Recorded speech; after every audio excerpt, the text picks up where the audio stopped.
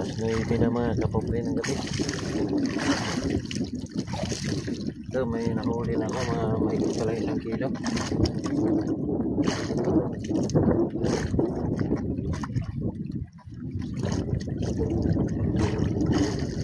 Walang gaano kumain, maliwanag kasi masyado yung buwan. Alas 12 na lulupog yung buwan ngayon. Matagal-tagal pa yan kasi ano pala ngayon, alas 9. Kaya alas 12 yan lulupog. Tagal pa. Walang gaano kumain, masyadong maliwanag.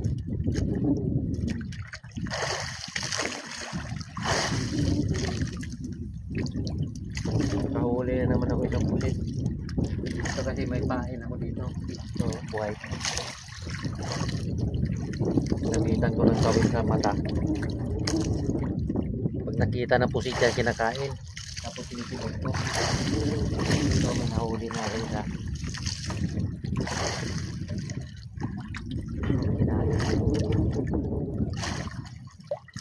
Kaya nakarami ako sa gabi.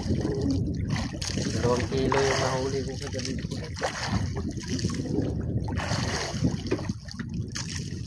Sana may kagat pa yan mamaya.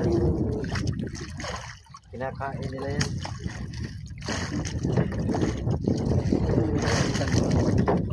Matay na yan, pagitan ko naman ng buhay.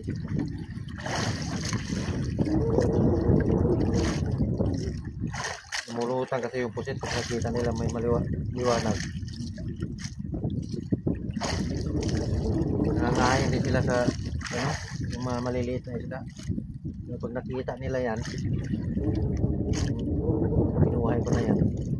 Yan ang kinakagat nila. Yan. Madali ko na lang sibutin. Minsan nga nagkapatimbang ako rin pag nangilaw ako. Minsan may 3 kilo. Pusit lang. Maliban doon sa isda.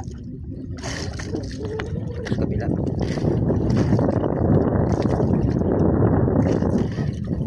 Sa piraso lang.